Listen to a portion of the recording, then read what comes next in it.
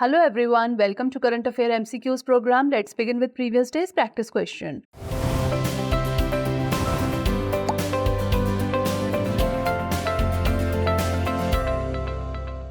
Question was regarding the Food Safety and Standard Act 2006. Consider the following statements. 1. The Act established a single reference point for all matters relating to food safety and standards. 2. The Act provided constitutional status to the Food Safety and Standards Authority of India. 3. The Food Safety and Standards Rule 2011 provides for the Food Safety Appellate Tribunal and the Registrar of the Appellate Tribunal. Which of the statements given above are correct? 1 and 2 only, 2 only, 1 and 3 only, or 1, 2 and 3? The correct answer is option C, 1 and 3 only. Food Safety and Standard Act 2006 established a single reference point for all matters relating to food safety and standards by moving from multi-level, multi-departmental control to a single line of command. Hence, statement 1 is correct. FSSAI is an autonomous statutory body established under the Food Safety and Standards Act 2006. Hence, statement 2 is not correct. Food Safety and Standards Rule 2011 provides for the Food Safety Appellate Tribunal and the Registrar of the Appellate Tribunal food safety standards for organic food and regulates food advertising. Hence, statement 3 is correct. Hence, option C is the correct answer. Now, let's begin today's session. First question is, consider the following statements regarding the World Bank. 1. It was created in 1944 as the International Bank for Reconstruction and Development and later became the World Bank. 2. It is not a United Nations specialized agency. 3. It has released a report named Water for Shared Prosperity. How many of the statements given above are correct? Only 1, only 2, all 3, or none? The correct answer is option B, only 2. World Bank was created in 1944 as the International Bank for Reconstruction and Development along with the IMF. The IBRD later became the World Bank, hence statement 1 is correct. The World Bank is one of the United Nations specialized agencies, hence statement 2 is not correct. The World Bank's new report, Water for Shared Prosperity, released at the 10th World Water Forum, hence statement 3 is correct, hence option B is the correct answer. Next question, consider the following statements regarding the International Court of Justice. 1. It was established in 1945 by the United Nations Charter. 2. The seat of the court is at the Peace Palace in The Hague, Netherlands. 3. It comprises 15 judges elected to 9-year terms of office by the United Nations General Assembly and the Security Council. How many of the statements given above are correct? Only 1, only 2, all 3, or none?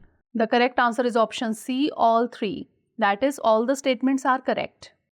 The International Court of Justice or ICJ was established in 1945 by the United Nations Charter and started working in April 1946. Hence, statement 1 is correct. The seat of the court is at the Peace Palace in The Hague, Netherlands. Hence, statement 2 is correct. The International Court of Justice is composed of 15 judges elected to 9-year terms of the office by the United Nations General Assembly and the Security Council. Hence, statement 3 is correct. Hence, option C is the correct answer. Next question. Regarding the Electric Vertical Takeoff and Landing Aircraft, that is eVTOL, consider the following statements. 1. eVTOL aircraft are a subset of VTOL aircraft that use electric power to hover, take off, and land horizontally. 2. eVTOL aircraft do not require runways, making them ideal for urban environments where space is limited. Which of the statements given above is or are not correct? 1 only, 2 only, both 1 and 2, or neither 1 nor 2? The correct answer is option A, 1 only. eVTOL aircraft are a subset of VTOL aircraft that use electric power to hover, take off, and land vertically. Hence, statement 1 is not correct. Unlike traditional aircraft, eVTOL aircraft do not require runways, making them ideal for urban environments where space is limited. Hence, statement 2 is correct. eVTOL technology provides solutions for daily commuting, cargo delivery, and emergency services with reduced maintenance and operating expenses. Hence, option A is the correct answer. Next question. Recently seen in the news, tislelizumab and zanubrutinib are related to which of the following? Cancer drugs, new avian species, icebergs, or islands? The correct answer is option A, cancer drugs.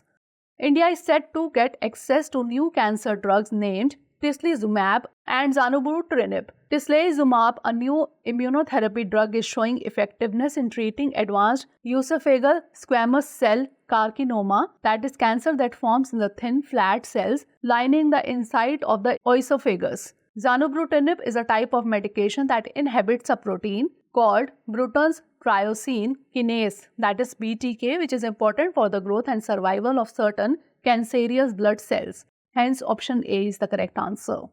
Next question, consider the following statements regarding the dirty bomb. 1. It is a weapon that combines conventional explosives like dynamite and radioactive materials such as uranium. 2. They are not meant to cause huge atomic explosions that destroy cities, but they are made to spread harmful waste. Which of the statements given above are correct? 1 only, 2 only, both 1 and 2, or neither 1 nor 2? The correct answer is option C, both 1 and 2. Dirty bomb is a weapon that combines conventional explosives like dynamite and radioactive materials such as uranium. Hence, statement 1 is correct. Dirty bombs do not create city-flattening atomic explosions but are designed to spread toxic waste. Hence, statement 2 is also correct. The method of delivery could be a missile, an aeroplane stocked with radioactive materials, or a strategically planted improvised explosive device. Hence, option C is the correct answer. Next question, consider the following statements. 1. Palestine is a full member of both the United Nations Educational, Scientific and Cultural Organization, that is UNESCO, and the United Nations. 2. United Nations membership of a country is granted by a decision of the General Assembly upon the recommendation of the UN Security Council. Which of the statements given above are correct? 1 only, 2 only, both 1 and 2, or neither 1 nor 2? The correct answer is option B, 2 only. Palestine in the United Nations. Palestine became a member of the UNESCO in 2011, but a bid for full UN membership failed. Palestine has had a non-member observer state status since 2012. Hence, statement 1 is not correct. The UN Security Council must recommend admission to a new country. After the recommendation, a 2/3 majority vote is necessary in the UN General Assembly for admission to a new country. Hence, statement 2 is correct. Hence, option B is the correct answer. Next question. Why is a microorganism called Naegleria fowleri often mentioned in the news? Its extract is widely used in cosmetics. It tends to reduce the biodiversity in the area in which it grows. Its extract is used in the synthesis of pesticides, or it causes a rare brain infection. The correct answer is option D. It causes a rare brain infection. Naegleria fowleri. Primary amoebic meningoencephalitis, or PAM, is a rare brain infection caused by Naegleria fowleri or brain-eating amoeba. It is a free-living amoeba or a single-celled living microorganism. Naegleria fowleri lives in warm fresh water and soil around the world and infects people when it enters the body through the nose. Hence, option D is the correct answer. Next question, regarding the wind shear, consider the following statements. 1. It can be defined as a sudden change in wind velocity and direction over a short distance. 2. Vertical wind shear is present only in the southern hemisphere as the wind blows at a very high speed. 3. It is usually associated with the jet streams and temperature inversion layers occurring close to the ground. How many of the statements given above are correct? Only 1, only 2, all 3, or none? The correct answer is option B, only 2. Wind shear can be defined as a sudden change in wind velocity and or direction over a short distance. Hence, statement 1 is correct. Vertical wind shear is present nearly everywhere on the earth since winds typically move faster at higher altitudes than at the surface. Hence, statement 2 is not correct. It is usually associated with jet streams, mountain waves or temperature inversion layers, frontal surfaces and thunderstorms occurring close to the ground. Hence, statement 3 is correct. Hence, option B is the correct answer. Next question, which one of the following best describes the Kármán line? The boundary between Earth's atmosphere and outer space. The line separates the troposphere and the stratosphere. The depth where submarines can safely operate, or the transition zone between the Earth's mantle and the core. The correct answer is option A, the boundary between Earth's atmosphere and outer space.